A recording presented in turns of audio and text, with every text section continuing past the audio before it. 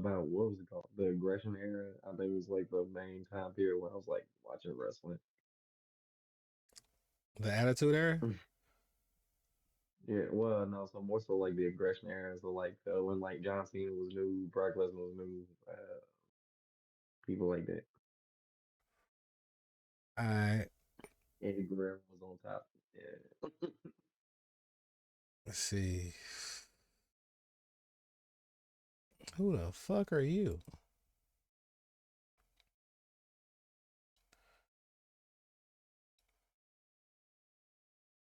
What up? Everything moving? Everything looking okay? Hey, bro, we're gonna do a quick rundown before we start, just to make sure everything flowing good.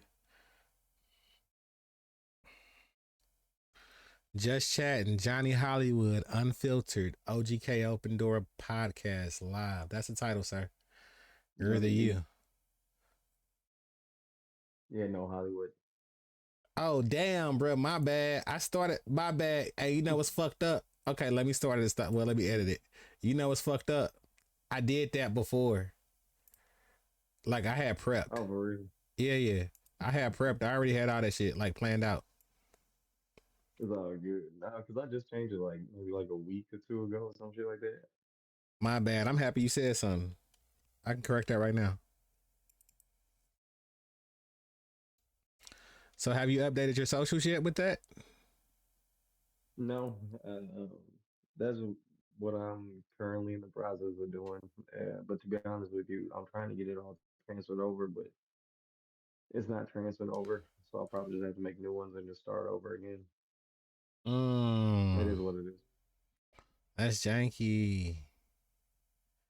Okay. That's But I mean, I wasn't that far up there anyway, so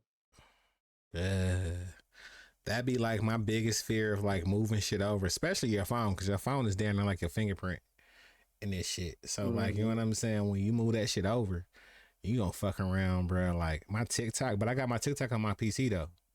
So you know what I'm saying? Like, mm and I ain't like super up there. I'm like, I think like 596 or some shit mm. compared to my cousin. She TikTok famous and shit. Oh, for real? Yeah, nigga. You know when it's fucked up when you like shit.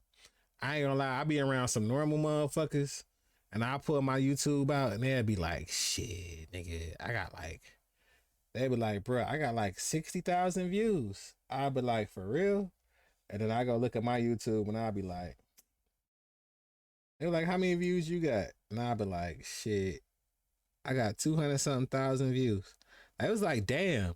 I was like, yeah, that's on my backup page. On my other page, it's like 300 and something. They're like, what the fuck? I'm like, Damn. yeah. Nigga, I pull up to my cousin, nigga, her shit is at a million. Like 1.1, it's almost like 1.1. And I was like, damn, what the fuck? And she actually, and she got like 1,000, damn near 1,000 followers. Like we literally just had this conversation. But that's like, she still Mm. got like, she got a social media manager and some other shit. Cause she done had some shit go viral. I want to say she had like 59K on TikTok. Mm. And then Damn. the other day she was like, "Go live with me, cuzzo," and I was like, "I can't smoke on TikTok." And she was like, "Shit." She was like, "Yeah." She told me whenever I saw her like the other day because we was on some family shit, and she was like, "Shit, you can smoke on TikTok if you do something else." And I was like, "What?" And then I was like, "I only know how to do it from my phone. I'm at 598 on fucking TikTok, so." But I got 11,000 likes though, so shit. That wrestling content be going in, you know. So Yeah, see, I think the most that my videos had gotten was like maybe like 1,700 views or something like that. And but it kept so I was doing like this character where I had like this like filter from Snapchat where it like made me look like an ogre and shit like that.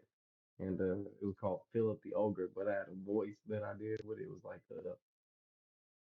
Philip the Ogre, and he talks like this. I did not do this on purpose. I just saw the filter, and immediately I was like, "This is how this motherfucker sounds." So, like, so I do, I do the voice, and it's starting to kind of blow up a little bit. But then that shit got hit with hate speech like immediately. It was like I don't sound like that in my other videos. So it is what it is. I am a worker, sir. I appreciate you for sliding through, but I don't know on what topic. Yeah. But I appreciate it. Hey, but real shit, we 5 minutes in. I believe the sound check's going good. I appreciate everybody for sliding through who gonna be in this joint. Let's go ahead and watch it. 5 minutes. Countdown. You ready, Johnny? Yeah. All right. Yo, yo, yo, what up, what up, what up? It's your guy, the OG Kill You Gently. Uh Another interview in my interview series. It's random people again, like I said, people that's cool enough to want to sit down and chop it up with your guy for, an hour or so. People I find cool, people that are interesting, people that I feel like, we can vibe together.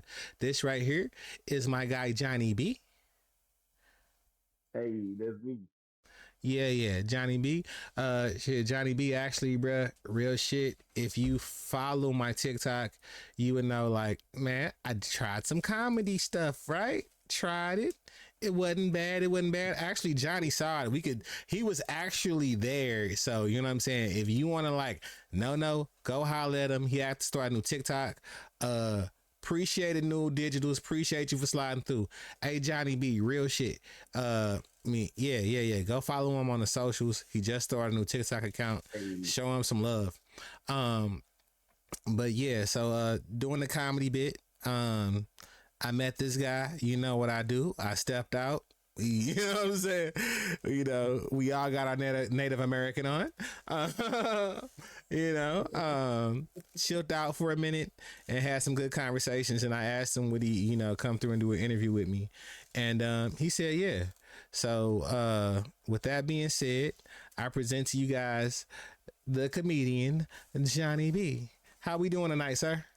hey, I'm pretty good. I'm pretty good. Feeling good. Feeling good. How you doing, sir?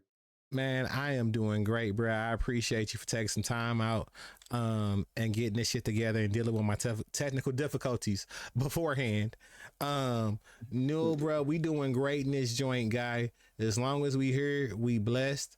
Everything's working and we able to get shit popping. So we finna ask Johnny B some questions. Um, please, please, please. And he just recently had a name change. I don't even know if he really want me to mention it.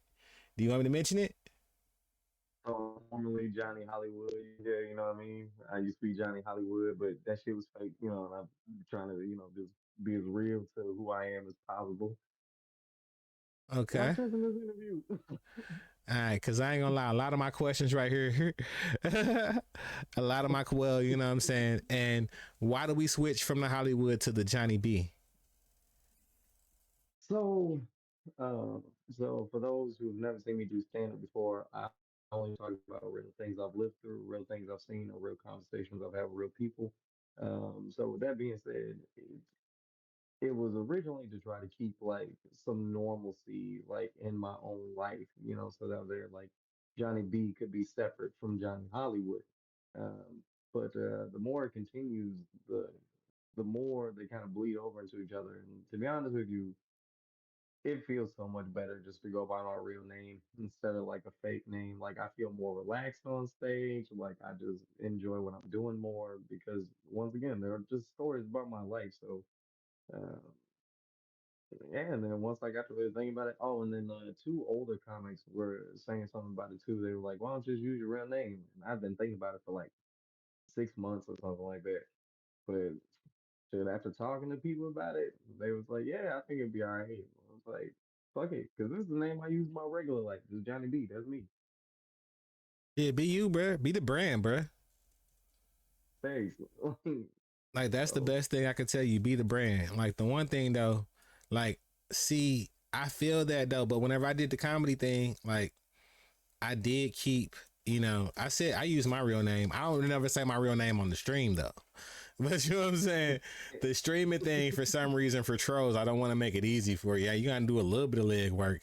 Go to traffic and see my name somewhere else. Shit, bitch. You know what I'm saying? yeah. Go find something out. But shit, like, like, how do you feel about streamers? Like, if you was a streamer guy, would you be Johnny B the streamer? Or, like, would you find a name like I got OG Kill You Gently? um, I don't know. Maybe if I'm a streamer, I might go back to Johnny Hollywood, something like that. I don't know, cause like as far as like people trolling me and shit, I mean, shit, I've been like 5 foot nothing like my whole life. You know what I mean? Motherfuckers troll me in real life, like so I don't know. Yeah, I mean maybe like cause like I enjoyed the Johnny Hollywood. It's just it doesn't fit right for what I'm doing on stage. So yeah, as an online persona, yeah, I have been thinking about maybe keeping Johnny Hollywood as an online presence, or if I start doing podcasts or something like that, maybe go back to Johnny Hollywood. But for right now, yeah, I'm just enjoying being Johnny B. That's what's good, bruh. Do what feels good to you, bruh. Yeah. So, when did you realize, you can give people that good laugh? You know what I'm saying? Oh. All right, so I ain't even gonna cap. This is a little long, but I've actually been making people laugh since I was probably about like 3 or 4 years old, something like that. Like, and I mean like adults. I mean like making like adults laugh, cause like all right, so like growing up in my house, this shit was weird. Like there was a rule in the house. If you cussed and it was funny, then you wouldn't get an ass whooping. But if it wasn't funny, then you best trust and believe you belt the ass. So I would just wait till a bunch of adults gather around and I try to say something funny so that way there I could get the cuss in the middle of my story, and I get a whooping for it. So you was So taking a that's gamble, my guy. You was taking well, the life is a gamble. game. In order to throw a four-letter word, you was taking a gamble. You risk belt to Well, BTA. hey, and I lost a couple times. I'll be honest with you. No, all of them were win. Man, one Hey, time, bruh. man, I got an ass whooping as soon as the company left. I Did thought I you did good because I could whoop in, but was it a full brick though? Did you oh bomb yeah, oh it bomb? was awful. Oh, it was to the point where the other adults like turned my parents and they was like, Leora and John, like, what are you doing letting your child talk like this? I was like, oh, I know I know good and well I'm about to be in trouble. So, but yeah, so my parents didn't even know it, but they were like, I guess, kind of prepping me for comedy. And on top too, my dad started letting me watch Richard Pryor when I was probably about like 2 years old. So from there, the rest was natural. Okay. Richard Pryor. Yeah, most definitely. Have you ever seen Which Way Is Up? Nah, I don't think so. Hey, bruh. I saw this shit like probably like I was a good like 20, 27, 20 something like 20. I was old, bruh. And like I ain't know, like I seen Richard Pryor like hella shit, like Which Way Is Up, all this shit. But bruh, in the beginning of this movie, he laying in bed with his wife and he trying to get him some, you know what I'm saying? He just trying to just get at it, you know what I'm saying? And she Just one like, dub. you know what I'm saying? He just trying to get right to it. She was like, you don't never whisper sweet nothings in my ear. Guess what Richard Pryor said? Oh no. Bitch, if you don't open them legs. Bro. And to me, that shit was just, it was like 1978 when this movie was made, bro. So to me, that was just like, further like, it wasn't just the joke itself, it was the time frame for the joke itself. Right. Like, you know what I'm saying? Well, I Watching mean, it at that's the that point. thing. Richard in himself, like, I mean, like, that was like his whole thing. It was like, if he had something to say, he was gonna say it. You know what I mean? Like, it didn't really matter, like, if people gonna be offended or not. Like, which is, as somebody who also does comedy, like, my main goal is not to go out there and offend people. Like, it's not what I do. Like, I don't make it a point to like try to go pick on people and nothing like that. But at the same time, too, though, if I got a joke or I got a story that's like some people might get upset about it. I mean, it is what it is. Like, I mean, motherfuckers mad every day. Like, like, hey, and so I don't know. I guess maybe just from seeing that from such an early age, I've kind of lived my whole life like that. I mean, like, not everybody gonna like you. You know what I mean? Like, you can't be. You, if, the best expression I ever heard was, if you try to please everybody, all you gonna do is piss off somebody. Like, so it don't really matter. I feel you on that, bro.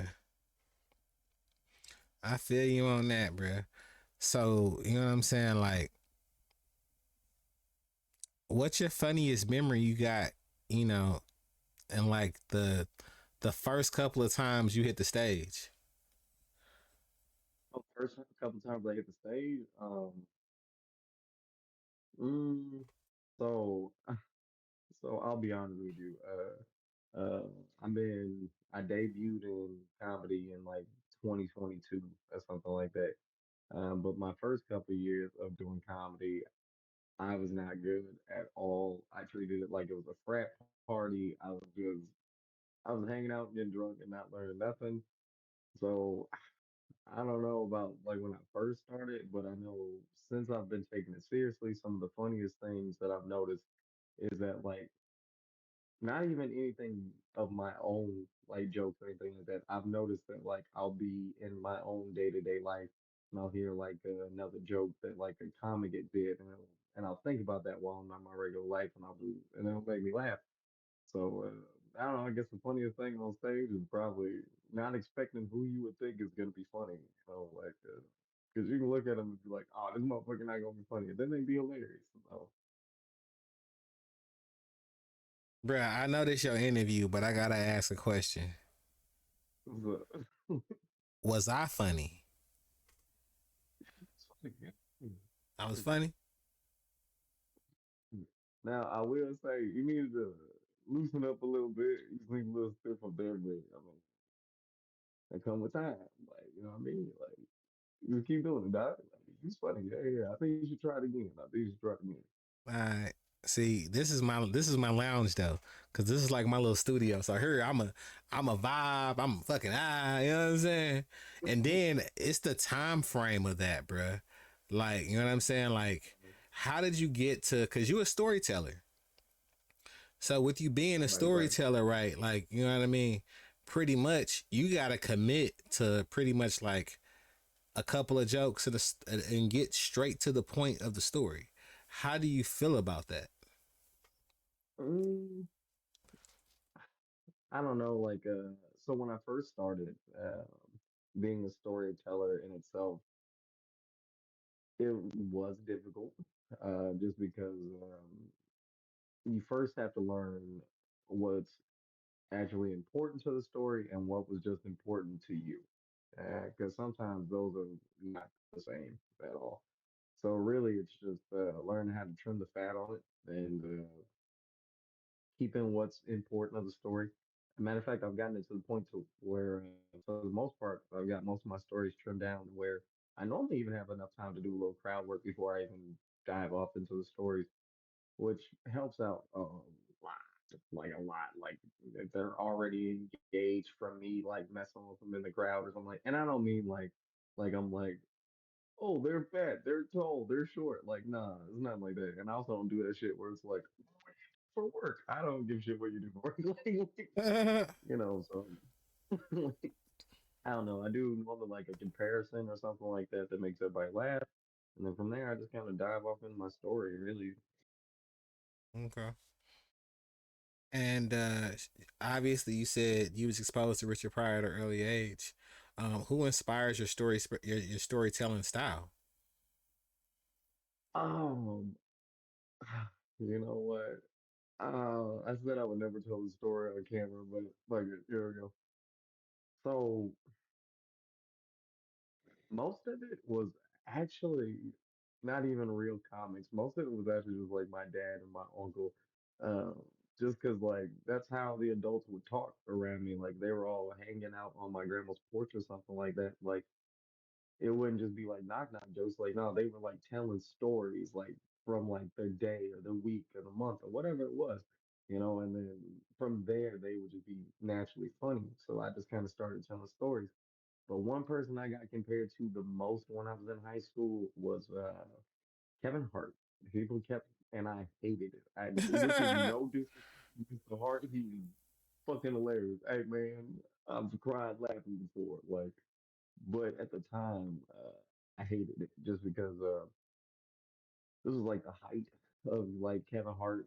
Where like he was just everywhere, and so I don't know. It was like, well, you say that because he tells stories and I tell stories. You don't even know anybody else. Um, but then like I don't know. I don't remember which tour he had did. It was like irresponsible or something like that, where he was literally just talking about his life and just having a good time while doing it. And I was like, you know what? I kind of enjoy that, So, and from there, I don't know. I guess I started just kind of focusing more on telling stories, but that still wasn't even to tell jokes. I didn't start writing jokes until a friend of mine wanted to be a comedian who no longer even wants to be a comedian. So. Yeah, bro. Should be wild. Like, All right. man. So, Oh, and question, then they bruh. opened up a funny bone like close to me. So then from there, the rest of it was history. You know what I mean? I just showed up. All right. So, I gotta hit you with the St. Louis shit. Are you originally from St. Louis?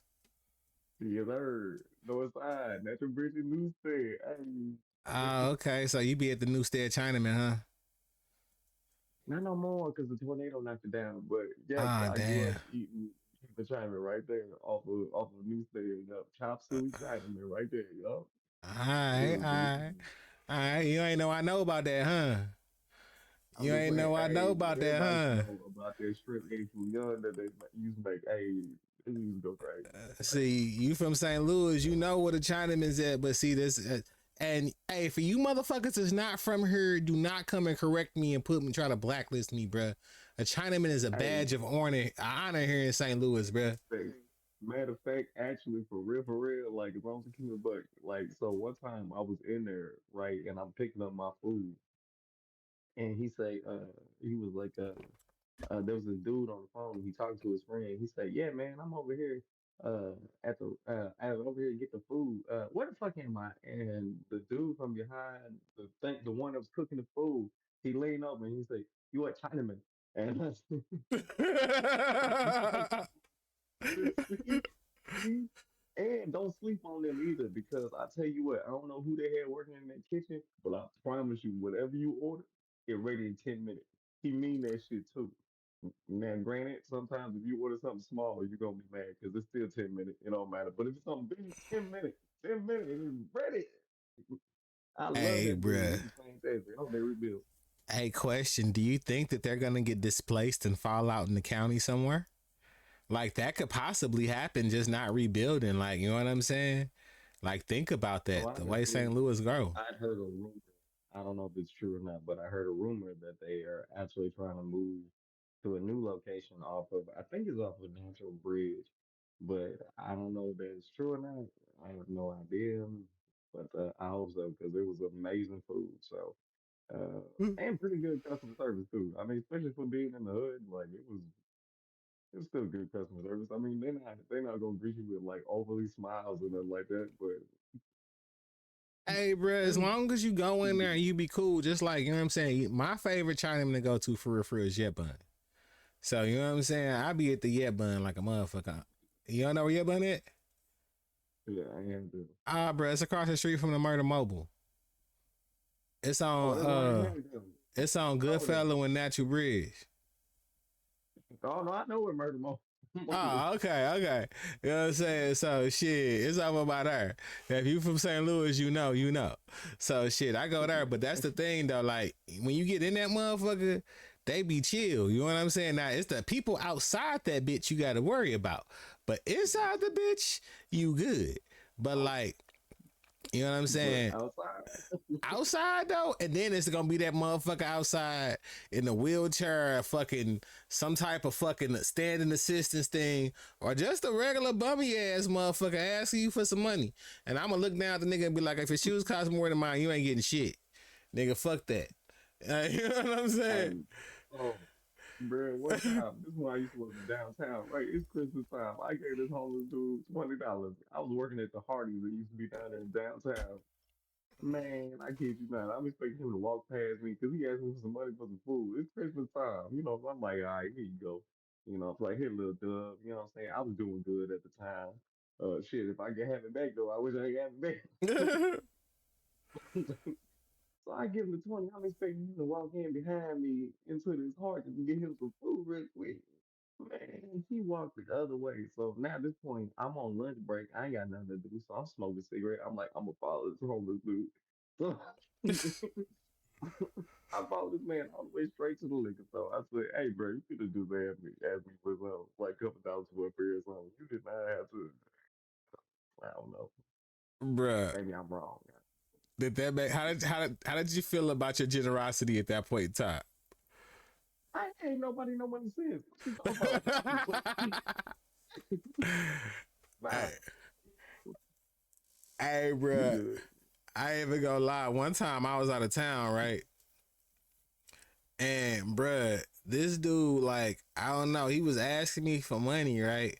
But this nigga had a chef coat on, like he was in between his job type shit, right? And this nigga asked me for money the first time he saw me. And then he asked me for money the second time he saw me. And I ain't gonna lie, so I'm in like Springfield, Illinois. We going to go see like Abraham Lincoln House and shit. Like, you know what I'm saying? Like, we on some random shit. Like, it was me and the ex, bruh. So we out there on some fuck shit. And motherfucking dude say some shit. I was like, bruh, last time I said some St. Louis shit to him. Like, you know what I'm saying? Like, bruh, we on vacation out here. You asking me for some money and shit. Like, the first time you asked me, I ain't have it. Now you got it, nigga. Like, you know what I'm saying? You know what this motherfucker said? I thought he was gonna just walk off and be a. He say, nigga, I wouldn't have asked you for shit again if I ain't motherfucking need it. I was like, damn, nigga, how you gonna be that bold, nigga? Like, shit, like. Nigga, shit, I'm trying to kick it and be chilling, nigga. I ain't trying to see the homeless in the other places, bruh. Like, I went to Denver. Denver has hella homeless people, bruh. You ever been to Denver? Yeah, just seen South Park. I saw the episode. Yeah, Bruh, Denver got hella homeless people. Denver was like a nice, dirty city. Bruh, I ain't gonna lie, bruh. Look, hey, from my Airbnb, it was a dispensary like probably like a block and a half from that bitch, right? So we walked to that bitch, and there was this lady in a strip mall plaza in a tent, and she was smoking something, and I'm pretty sure it wasn't weed, bruh. I do not know. I was just like, oh. And then like it was hella Mexicans. I barely saw any black people. mommy is Denver. Yeah, but you in St. Louis, you know what I'm saying? We don't see a gang of Mexicans. Like, you know what I'm saying? You go to Denver, you don't plan to see a gang of Mexicans. It was a gang of Mexicans. They was cool as fuck too, though. It was chill. I'm bad at geography, but ain't that by New Mexico? I don't know. Bruh, but I ain't even gonna lie, though. It was fucked up, though. Because we went doing, like, I ain't know. So, like, I be trying to be responsible and shit. So, like, I don't take off doing work. You know what I'm saying? So, like, I'm going to go at the end of the month after the beginning of the month. So that way, you know what I'm saying? So, boom, it's my birthday month. I ain't going to take off at the beginning. I'm going to make sure all the important stuff's done. Nigga, I go at the end of the month. I ain't do no research on what the fuck I was happening, what the fuck I was flying into.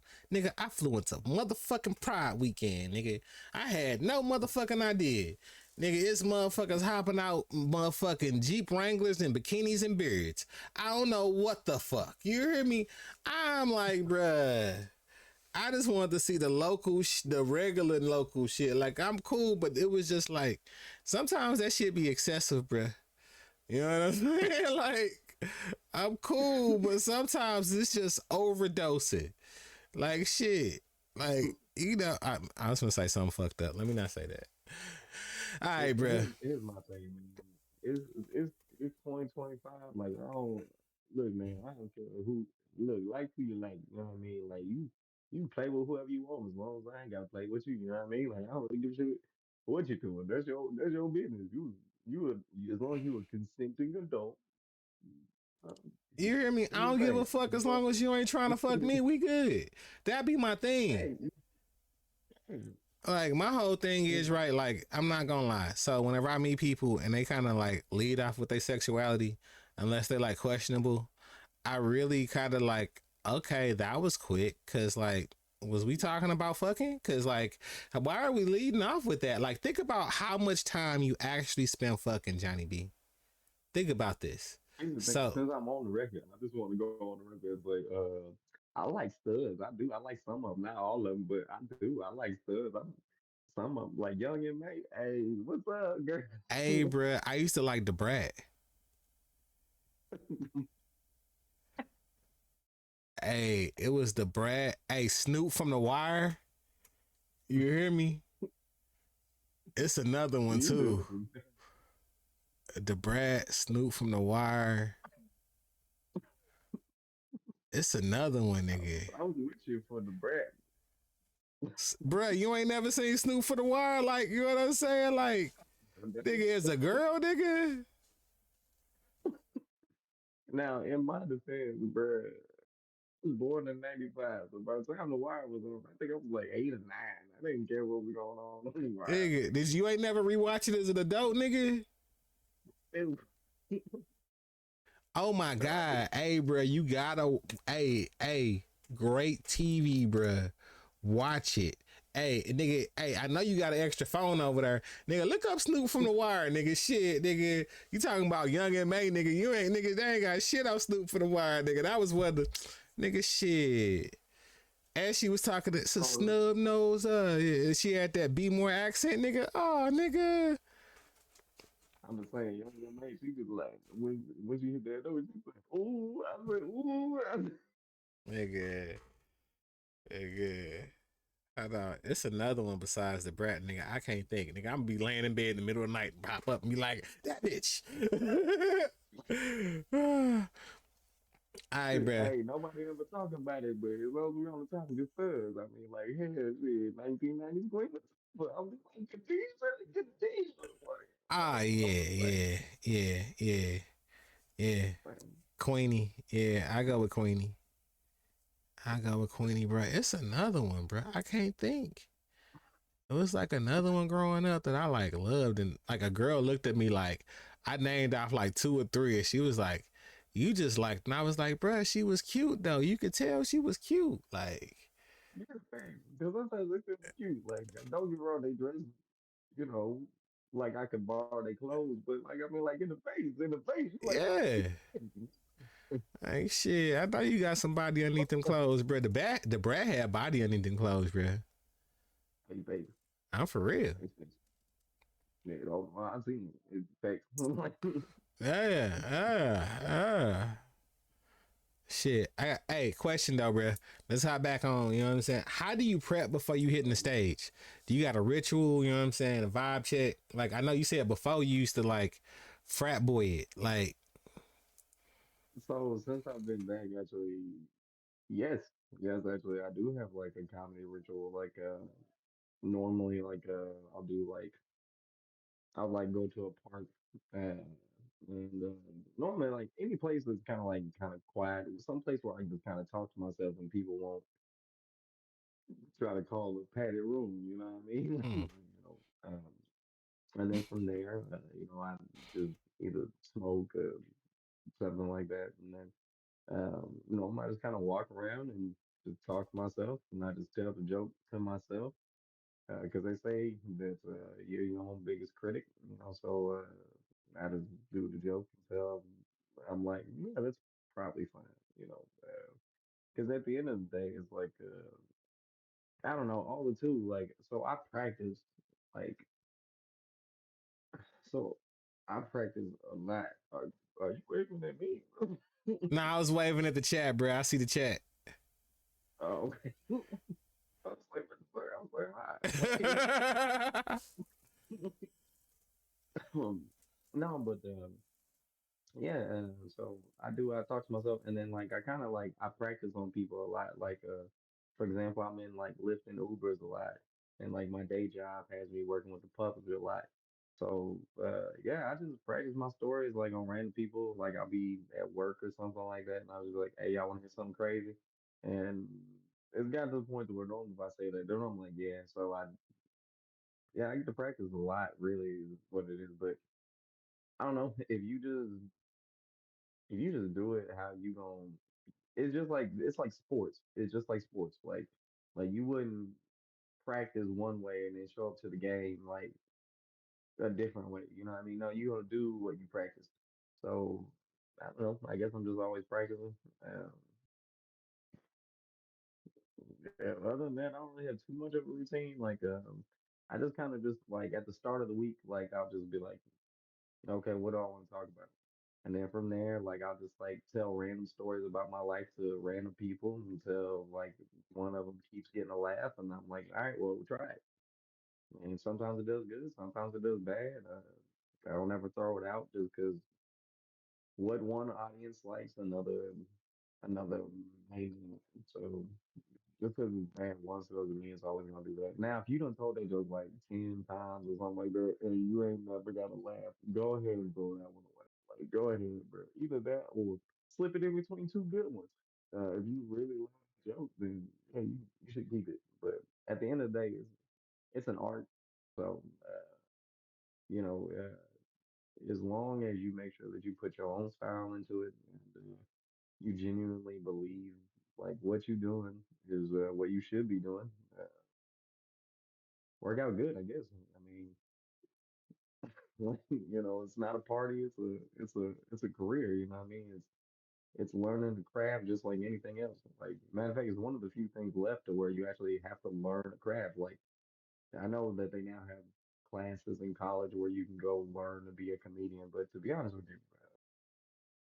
nope, you just got to do it. You just got to do it. Sometimes you're funny, sometimes you're not. Now you can learn how your own style can become funnier through those classes, I guess. But at the end of the day, if your style doesn't work, but that's the style that's closer to you, then maybe comedy is not for you. Try poetry. I'd recommend poetry. All right, so Yeah, shit. that's all I do. All right. So what's the funniest, is wildest thing you ever had, happen during the show? Um, so the wildest thing I ever had happen during the show was actually this little bar that I performed at when I was in Cape Girardeau. It was a place called Papa Mojo, which is not even open anymore. But there was like I was supposed to be the headliner that night. Which, for those watching who don't know what a headliner is, that's the last guy who everybody wants to see. So I was doing some headliner stuff, and this group of like college kid comes in, and it's like probably like six of them or something like that. And it's like a football team or something too. So they're all huge. They're drunk. They yelling shit out. And honestly, like they were going back and forth with me. And then I was just like, yeah. And then they stopped. And I immediately thought I was going to have to wait six people, but I didn't. They just shut the fuck up for the rest of the show. It was great. Like, solid. I definitely thought I was getting my ass whooped that night.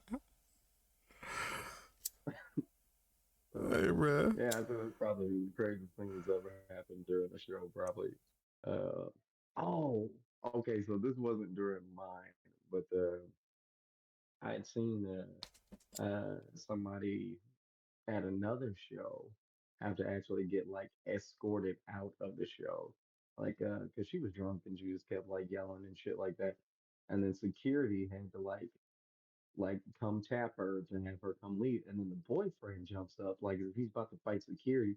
So then security just like puts his hand on his shoulder and then just pushes him back down. And I'm just like, whoa, holy shit. Like, whoa, hey, man, this is escalating quickly. I'm like, yeah.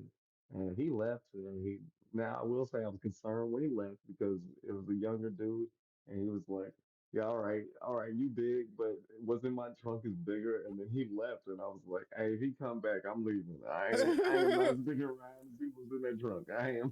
I'm getting the fuck out of here. So, And Cape but yeah, Girardeau, that wasn't nigga. my show. Yeah, this was Big Brother. Yeah, this wasn't my show, but that was pretty crazy. I will say that. So, See, you gotta watch anywhere in Missouri, nigga. They got jokes and shows where you could just, nigga, if you in Missouri, it's easy to get a gun.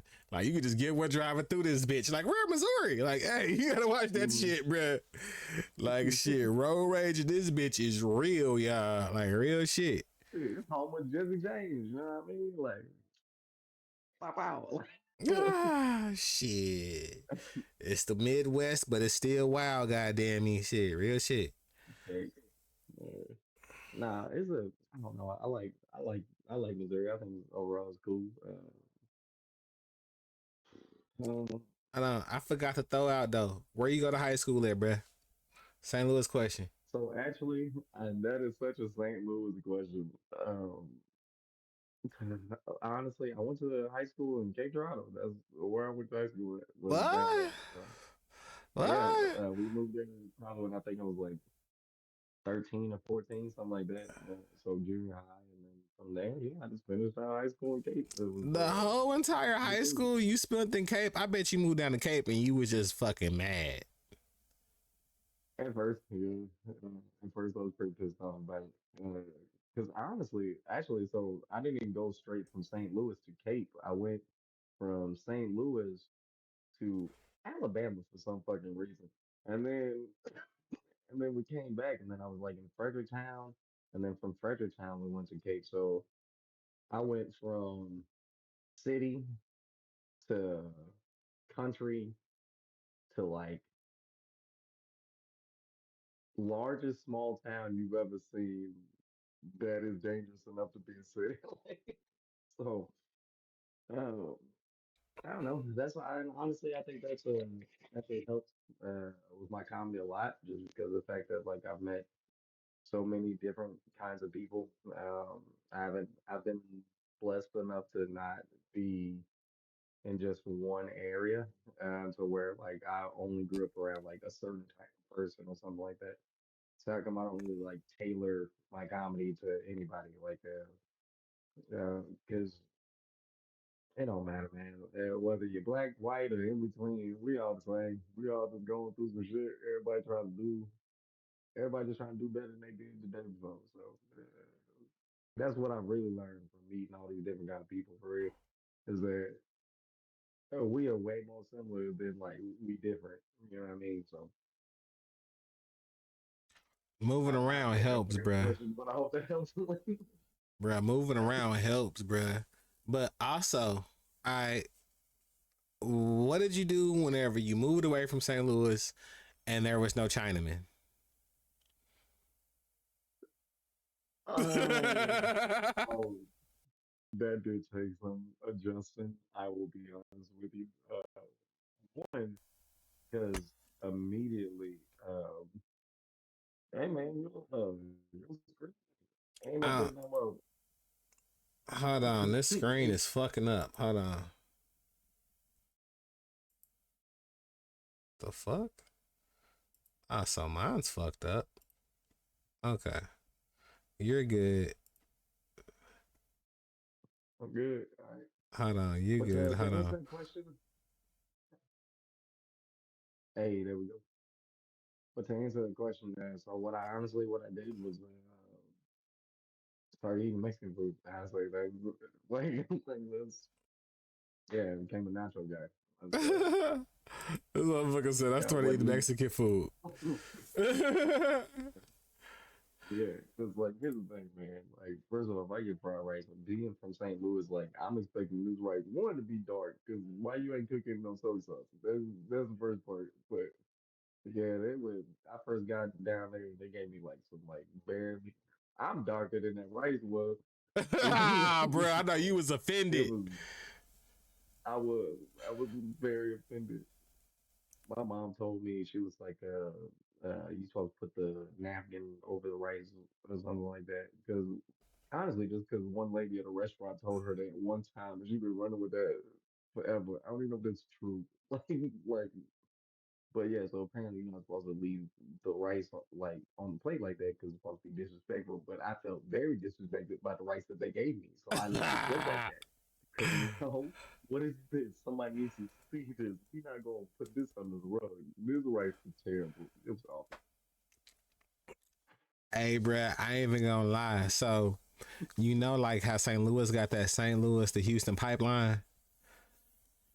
Mm-hmm. You know what I'm saying? So, like, it's hella people in St. Louis to where, like, there's literally a Chinaman that you can go. There's a Chinese restaurant, my bad, in Houston that you can go to and you can ask for St. Louis rice and they make it like St. Louis. And like I had somebody I knew from See, work was I've moving heard that. down I there. know those too. Nah, it's true, bro. My cousins live down there. So motherfucking, I had somebody from work that had left, and they was going out of town. You know what I'm saying? And I was like, hey, like, I know you moving to Houston. I was like, I know you're gonna miss some Chinamen. So like, I asked my cousin, and here go the spot, and she was like, oh, thank you. Oh, da da da. She said that shit was fire. You know what I'm saying? So like, shit, like, yeah, yeah. Like, if you from St. Louis, bro, and you when you move away and you can't get none. Like not even like you Yeah. can't get yours, but you can't get none, and then you go get some rice that's like that look like damn near is lighter than Mexican rice, bruh. Like you like I don't want this shit. This shit look like cafeteria rice. Like what the fuck? Like peas and carrots A having little bit ass, jealous of the St. Paul. I was like, man, I need a St. Paul bad. bruh, bruh. If you only Can't get knew, no bruh. ham and Brussels sprouts. Give me the Brussels beef sprouts. That's it, beef sprouts. Let's get the beef Yeah, sprouts.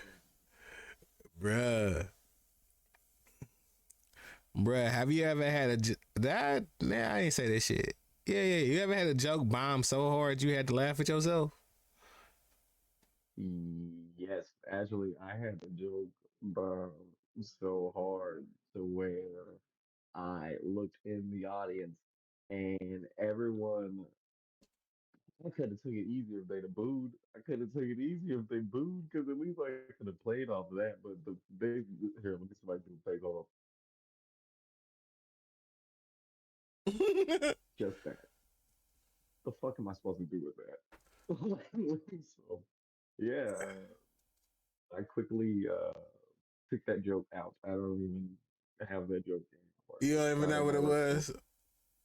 to. I do not. I do not remember. Honestly, what it was like this was during like the very early ons of my comedic career. Um, and I still was kind of like on the fence. Like I didn't really know what I wanted to do, especially too because like I don't know. I started to say I look young, but I'm looking at myself in the screen, and I don't know about that. But I was gonna originally just do like kind of like shock and awe, just like a bunch of like dirty like jokes, kind of like hacky type shit. And that's exactly what I was doing. And they just didn't like they just didn't like it. It was just like I don't even remember what it was. It was something dumb. It was like the man from Nantucket or something like that. It was just gross. It was really what it was. Um, which is not to say that I don't still do gross jokes because I most definitely do. Um, but it's not my whole thing. If the story has something gross in it, am I going to take it out? No, no, I'm not. But does the story need to be overly gross? Nah. Mm. So shit. You ever did like, you know what I'm saying? So like 2022, that's post COVID. So you never probably had to do anything online. Like, you know what I'm saying? Well, I guess you did have the sketch though. You said you was coming up with the character. You know what I'm saying, with So the that filter was whatnot. also post COVID. The characters were post COVID as well. The only thing I'm doing in COVID times was I did have a podcast. It was called Johnny Bravo's Smoke Circle is what it was. It was me and a bunch of friends back in like 2020, 2021, something like that. Mm. Um, but yes, um, but honestly, I didn't even really bring it up because technically I hadn't even started my comedic journey yet. I was just talking random craziness into my phone camera of my friends, honestly. Like so. Mm. So what's the biggest difference between that and making people laugh like on stage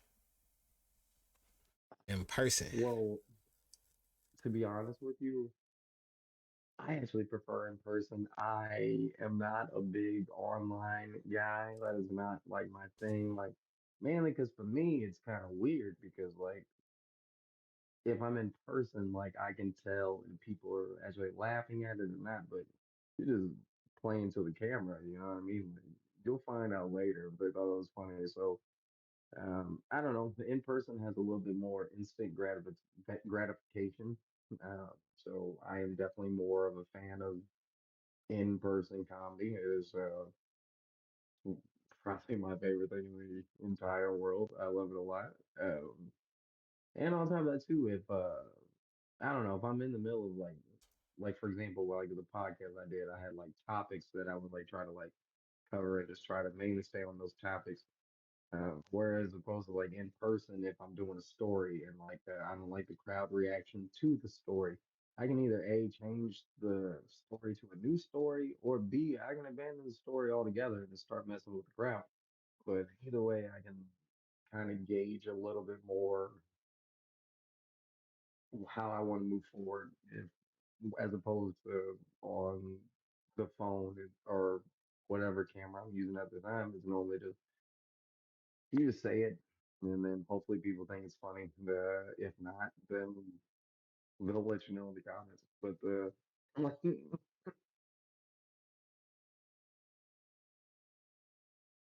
So like shit, man, I ain't gonna lie, bro. Like, you know what I'm saying? Like, again, like I said, you do this shit on a regular, and I did it a couple times, like enough to throw up a peace sign. You know what I'm saying? Like, and man, that shit tough, bro. Like, how do you handle? If you haven't like, have you ever had like an off night? Like, you know what I'm saying? Like, but it's like not just night, but nights. Like where you feel like you slumping, bro. Like you feel like where you questioning your shit. Like, you know what I'm saying? Have you ever had a slump like yes, that? yes, actually. So I talked about going down to Cape earlier in the interview. Um, so before I went down there, I was recording some performances, and while I was down there, I was trying to get it all uploaded to my socials and everything. So I'm going back and I'm actually watching the videos. Um, and there was some chuckles in there, but I will be honest with you, there were a few of those videos that was like, you didn't do as well as you actually thought you did. Um, So in particular, actually, I think my worst performance is actually on video. It's on both my TikTok and my YouTube, I think.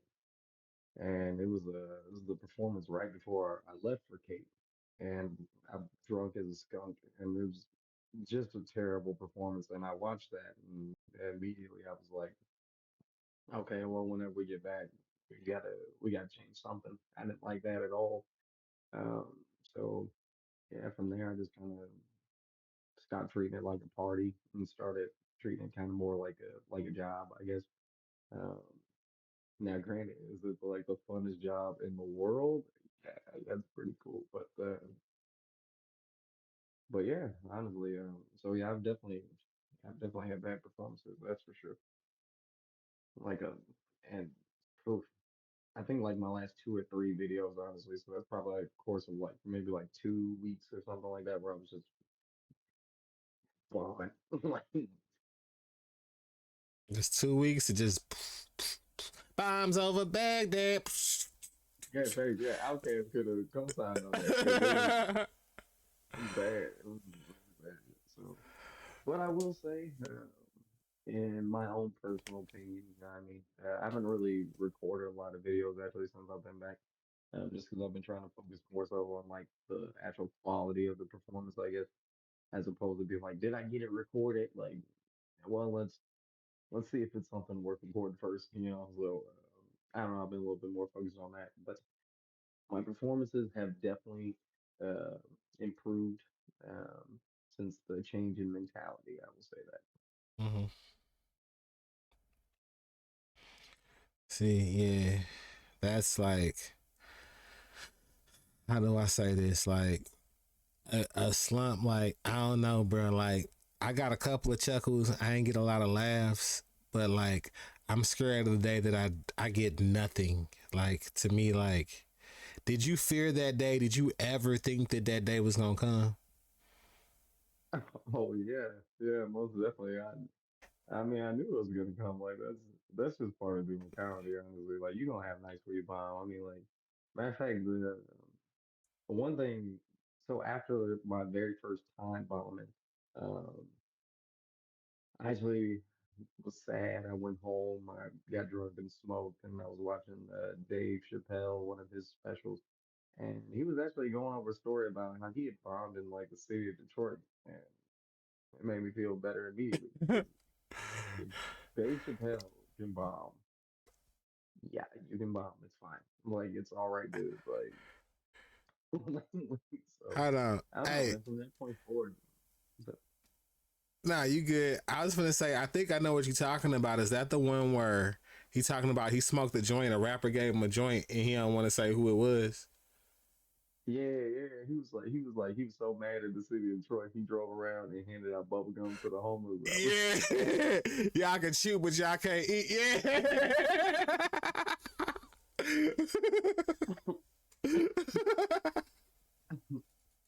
Oh But shit. yeah, so that one, it was that one, and yeah, I mean, after seeing that, like, I mean, it happens, you know, what I mean, that's part of doing comedy is I'm gonna bomb, you know what I mean, but you just try to make it to where you do good more times than you bomb, and if or like for example, in my case, if you're bombing more than you're doing good, then you need to take like a step back and you gotta like come at it from a different angle, you know, like maybe be like, why is this not working how I thought it is? Maybe change up like the style or something like that. Because that's honestly what I did. Because at first I was like dead set, like I'm like I'm gonna tell these stories, uh, but that's not even my whole thing that I do anymore. Because like I said, I start off with crowd work.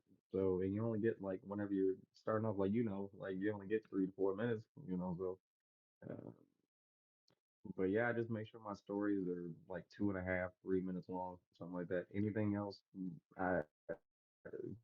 if it's not gonna help the importance of the story, I take it out. Mm, so shit. Top of that, like Dave Chappelle talked about bombing, but part of one of the reasons is like Dave Chappelle does, he how do we say this? He challenges cancel culture. So, how do you feel about what do you think about cancel culture changing the way comics tell jokes? Can I be real? Yeah, yeah. I fuck cancel culture. How about that? Like, what the fuck? I don't give a fuck. Fuck that shit. Like, what? No, what? It's old. Ooh, you mad? I'm supposed to be scared you gonna cancel me? I don't give a fuck. I enjoy my regular life to start with. Because if you enjoy every day that you wake up, it don't matter if you're gonna be famous or not, because you already enjoy your regular life. And on top too, like I said, now with that being said, like, am I going around just like making jokes at other people's expenses like that, just trying to rile people up? No, no, I'm not. That's not necessarily my goal. But at the same time too, though, if anybody who's doing any art form, it don't matter if you a comic, if you a rapper, if you a poet, a musician, whatever, it don't matter. If you worried about cancel culture, you already canceled yourself. That's how they work. Like it won't. It like if you Dave Chappelle's a prime example of that. Like it was like you can't say that. He said, "Well, watch me do it for two more specials." You know, like because at the end of the day, like they can't actually cancel you, like because like now, granted, now can your like some of your fans go down? Sure, but if you're not in this for the money, which if you're trying to do art, you should not be in this for the money. It's expensive. It's exactly what the fuck it is. It's just like any other art form. It's expensive. Uh, but as long as you're doing it because you genuinely enjoy it, nah, you shouldn't be worried about getting canceled. Who gives a Mm, shit? You still gonna be you at the end of them canceling you. that is true. Like, actually, you know what? Let's move through this joint so that way we can have a little. I don't know how much time you got left, so you know what I'm saying. We gonna move through this joint, and then we can talk a little bit later if you still down. You know what I'm saying? But I was like, I give about 20 more minutes. I got work in the morning. I ain't good enough to not have no day job yet. All right. So, how you balance being real versus being funny on stage? Wait, say that again? How do you balance being real versus being funny on stage? Uh, I don't know if I do honestly, because well, anybody who like met me like in my own regular life will tell you, nah, that's the same dude that we met. Like, you know, what I mean? Like, because to be honest with you, that's also part of the reason for the name change, is because it felt silly to call myself a different name when I wasn't even doing anything differently. I was just going up there and just being who I've been my whole life. So it felt crazy to be like, oh, I'm Johnny Hollywood. Especially too, the people kept asking me, they was like, "Oh, so you from California?" I ain't never been to California. I don't know. I ain't never, I ain't never even been on a plane. So yeah, I don't know. I don't know what they got in Hollywood. Until the Ah. people ask me, "Well, what's Hollywood like?" I don't know either. Ah. Oh shit. But no, to answer the question, how to separate the two? I don't know. I don't really know. Like I said, if I do, honestly, I think I just go out there and I just do me from the time that I touch the microphone to the time they kick me off. Honestly, like sometimes I don't even really even have anything planned. Like, you know, and to be honest with you, that's normally nice where I'm just primarily just doing crowd work. Like, if I don't have anything planned, then yeah, means I'm just gonna be fucking with the audience. Like, I don't have a story for this, so let's talk about the fact that you want to wear this Christmas sweater. You know what I mean, or something like that. You know what I mean, like So so I got a question. They say they stuff gotta like that. now they say But you yeah, gotta I get keep your getting reps said, in, right? yeah. So how many reps in are you getting a week? Um, so I have been trying to increase uh, the shows that I go to, which I will say I'm not always great about going to the bars and things like that.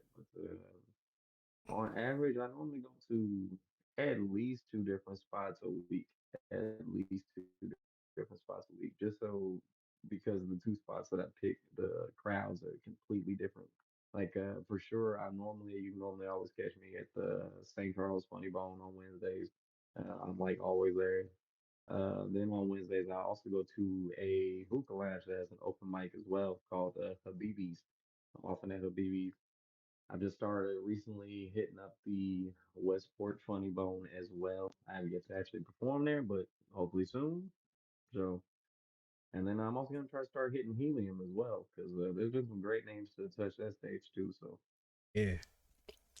Now, question: How what issue you having getting in Westport Funny Bone? Because I ain't gonna lie, I slid up in there and they list was like, "Is you not getting there early enough to sign the list?" well, no, so so it's an older club, so like they kind of got like a set like kind of people. They kind of like go up like regularly at that club, and like if you're new, and the only way to really get up there, you just go like for a month straight, and then after that they put you on. Which I ain't even gonna dive off into it, but I did my month, and then something crazy happened, and they had to cancel like the last four. So Tuesday will be week five for your boy. But you know, they hopefully that means they let me up there. You know, so Mm, yeah, I ain't even gonna go into it, but. damn, bruh. Yeah, Yeah, I ain't gonna lie. I planned yeah. on I mean, hitting that's them. showbiz though. See, I had planned on hitting them before I ended up hitting the one out there. And then shit, I went back through that one day on a Wednesday and I saw the list and I was like, shit, they was like, yeah, just sign up. And I was like, this it on the list? And I can like, damn, like, okay. Like, but I didn't though. So I was on some pussy shit. I need to not be on some pussy shit, bruh. Oh well, yeah, you can't do that. Yeah, yeah. Shit, I what wanna everybody close mouth don't get fed. but I Like, wanna prep a set. Like I've had a set, but like you say, I need to like practice it and get it down. You know what I'm saying? Like and just don't have some yeah, random ideas and then try to stream that shit together. Cause on this stream, I can take as much time as I want. You know what I'm saying? The camera is my oyster. I don't give a fuck who's here and who's not. I'm gonna clip it up and do what the fuck I do. But that 3 minutes, bro, you get up there, you get the you can fuck up, bro. yeah.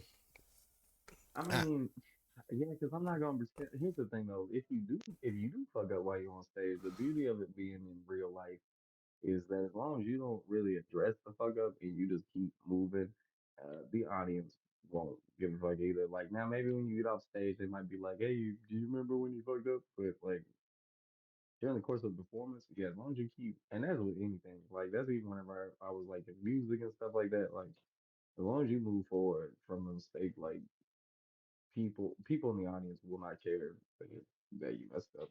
They don't care. I mean, drinking anyway when I was little, they don't care. But yeah, just don't acknowledge the mess up, and then from there, just keep moving it. So I don't know how interactive the chat is, if motherfuckers in here or not. But chat, got a couple of questions for you. Um, shit, drop some favorite comedians. You know what I'm saying? Let's see if Johnny approves. Um,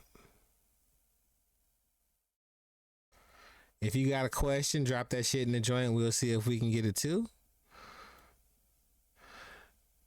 Johnny, I don't know how you feel about this. Apparently, we gonna skip that one, bruh. All right, No, no, so no. I definitely want to hear it. Definitely. see, nah, cause I said I was gonna be good, bruh. I ain't realized this shit was in here. Hey, you know what I'm saying? We ain't working, we just vibing, we just having good times and stories. We ain't finna play finish the fucking joke, asshole. Oh, Not this you, whole not you, line. not you, the motherfucker that helped me write this shit. I didn't realize. I was just like, okay. And they was like, bro, it's like interactive shit. And I was like, I don't know about interactive shit. And dude was like, I got you. And I was like, what the fuck, motherfucker? I just, man, we had a discussion. That was in the bill, the thing beforehand, what we do and what we don't do. Motherfucker, we can play finish a joke another time if you interested. Um, bruh, so, again, you said what's been looking like for you? Like, where can people catch you at? So like I said, I'm always at the St. Charles Funny Bone. Um, I've been going to the Westport here lately. The two that I'm going to try to hit the most is probably going to be the St. Charles Funny Bone and the Helium in the Galleria. I really want to check that club out. I've heard a lot of good things about it. Um, I heard the DJ is dope. So, and it's cool that you even get a DJ for that. That's lit. I want to come out to the music. That sounds legit. Hey, you But know yeah, what? We gotta slide to Lava one night to Word Up open mic. what's It's on a lava? I never heard Tuesday. of that. It's on a Tuesday. It's an open mic, bruh. And it's 420 friendly. Just saying. Hey, big, Pick a Tuesday. We going. I do a set with you big, too. All right. hey, big. Hey, if you could roast one celebrity, who would it be and why? I could roast one celebrity. Oh, oh, that's tough. Um, If I could roast one celebrity, the internet is not gonna like this. They're not gonna. It's your roast. Hey, I hate Patton Oswalt, bruh. Fuck Patton Oswalt. I'm gonna say Taylor Swift. Taylor I Swift? know. Yeah, I know that's like a taboo. You're not supposed to say that, but yeah, I would because like that shit is crazy. Y'all know like she like 30, 40 something years old. Like, but why she still making music for teenagers? This is crazy. And I don't know, she just like I don't know, in the face, for me personally, she just always kind of looked like you ever seen like in like a background character, like she looked like as if like there was a side story where a background character got to become rich and famous. And it was like, you, oh, oh. She don't have a Now with main that being character said, face. you said what? I said she don't have a main character face. Oh, no, she just not. And I'm just like, I don't know, like, and that's not to say like, and at one point I did like Taylor Swift, like I guess like I don't know, like when she was doing country music, I like Taylor Swift. I was like, okay, yeah, all right, but I don't know, like I just saw something the other day, and they had her in like I think it was like 10 top hottest like artists or something like that. And I'm like, what? Like what? So, but it was Facebook, so who knows? That shit couldn't have been fake. But I don't know. I would like to roast her also too because I feel like nobody gets a chance to. Um, I mean, she's real powerful, so I don't think nobody gets a chance to. But Look, let's hey, see. Who else? Travis What? Kelsey was better when he had a black girl. I'm just saying. Look, I'm gonna be honest with you. I'm a Jaguars man. Like honestly, I need him to stay with Taylor, man. I need that. He need that. uh, the dip out when he was swirling all of the Izzo, nigga. I'm just saying, nigga. Ooh, who else? Celebrity wise, I would love to roast. Well, I say that, but honestly, it wouldn't even be close because low key, he would probably light my ass up. But I think it would be funny as fuck. DC Young Fly. DC DC Young Young Fly. Fly. I think that would be funny. Yeah, I do. I don't think I win, but man, like he funny as fuck. So yeah, I like to roast him. That'd be solid. You ready for DC Young Fly? Nah, but you ain't never ready You because the ready? whole thing. What? You ready for a What bring that ass here, boy?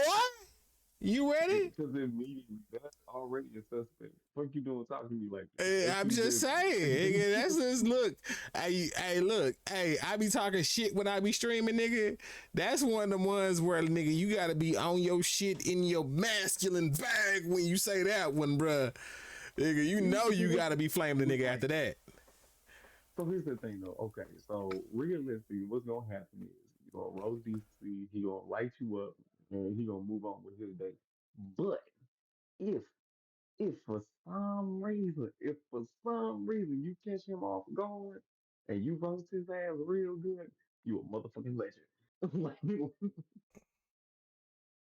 Touche, touche, touche. man, All right, shit. You need to be practicing your motherfucking yo mama jokes, nigga.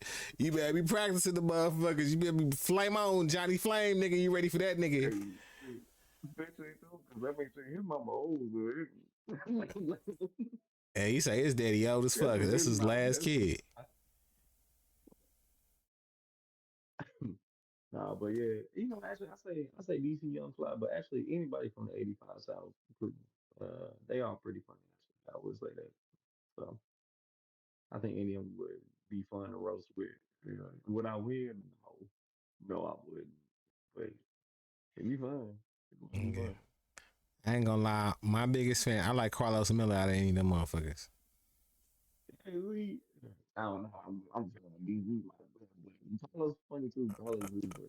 Man, see, Carlos got that unk energy, nigga. I'm unk age, nigga. You know what I'm saying? And you still in that young Thundercat stage, nigga. You know what I'm saying? Like shit. All right, bro. I We can take gon' the fight. I'm 30. Fuck that. No, shit. I'm big bro.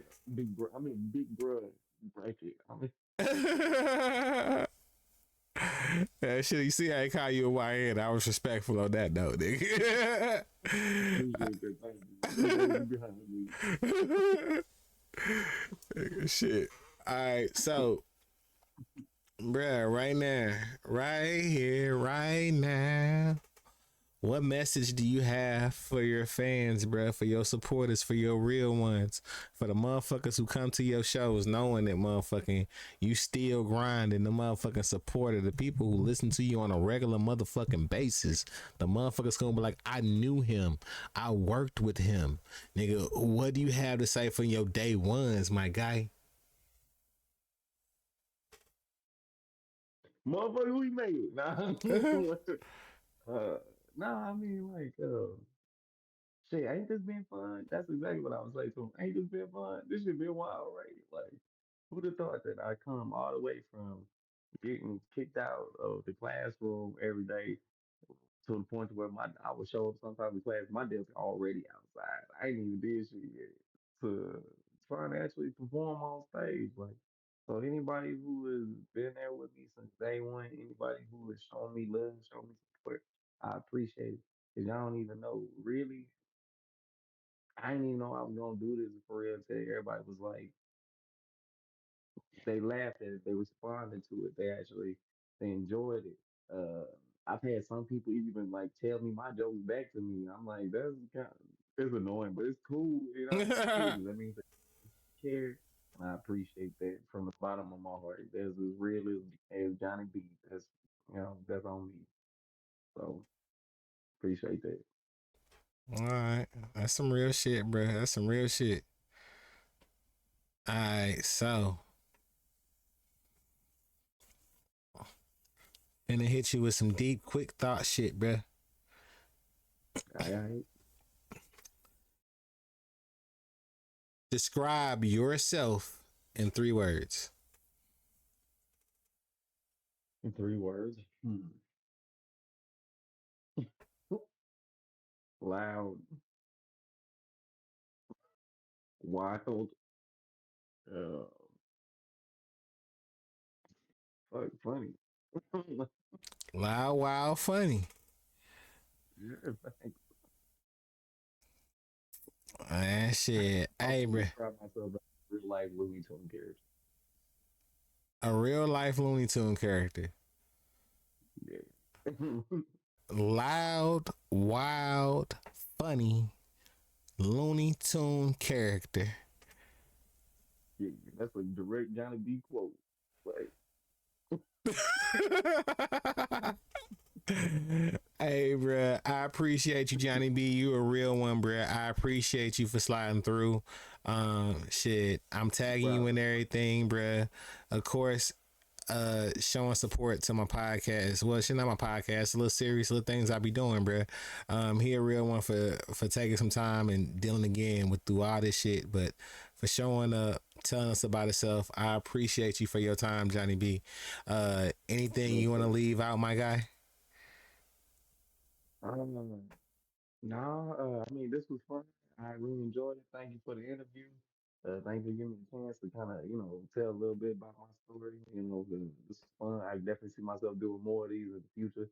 Um, yeah, once again, thank you to the interviewer.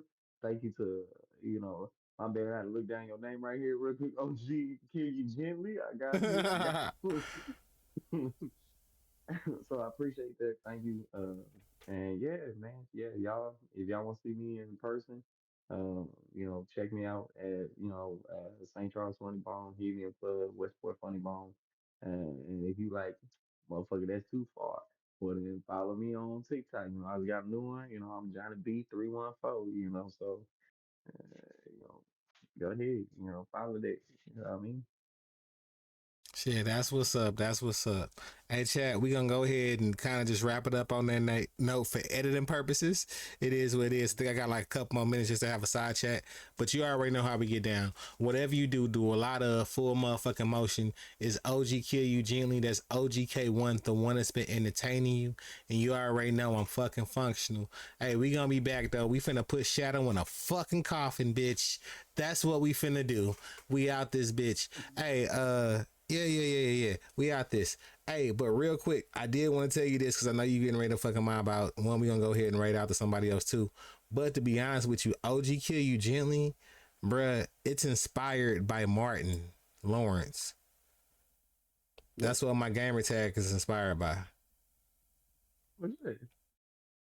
Yeah, Huh. yeah. That's what it's inspired by. Cause fucking you remember Run Tell That?